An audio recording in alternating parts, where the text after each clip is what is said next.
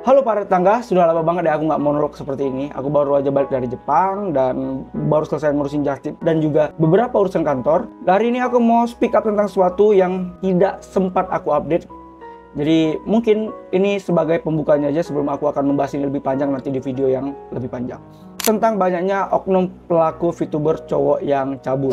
Pelakunya adalah Arya Risu, Cheva Risu, Exu, dan Susu yang lainnya mungkin bakalan ada di masa depan. Sebelum aku mau bahas ini ya, aku pengen ngasih tahu buat teman-teman yang ngefans dengan VTuber. First of all ya, aku reminder kalian untuk memasang batas ataupun boundaries ya.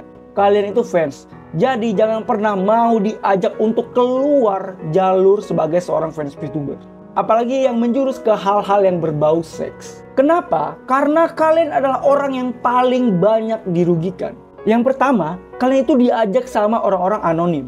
Yang kalian percaya itu cuma suaranya aja. Kalian nggak tahu dia siapa, kalian nggak kenal dia siapa, dan literally cuma tahu karakter animenya doang. Yang pada akhirnya kalau terspill gini, yang rugi paling besar siapa? Ya kalian.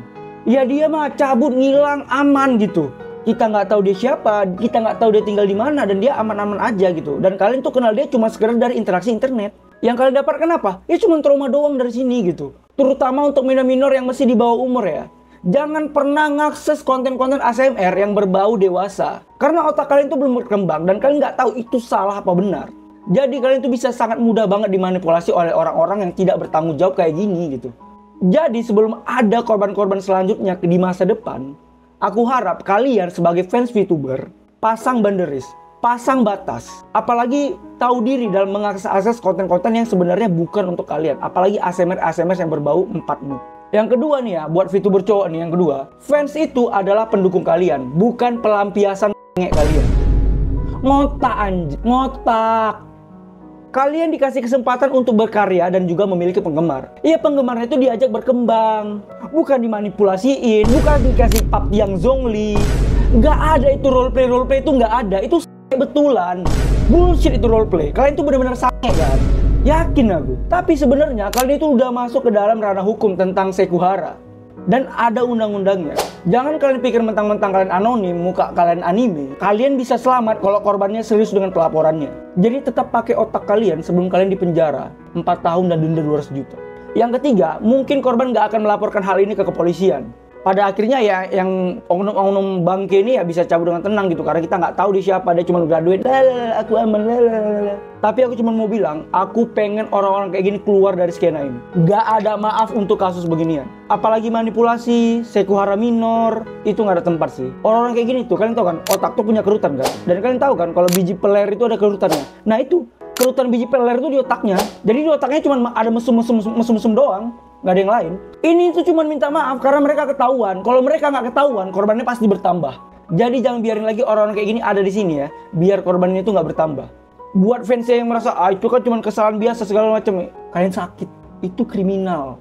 Dan pada akhirnya aku reminder kalian sekali lagi untuk pasang boundaries kalian atau pasang batas kalian.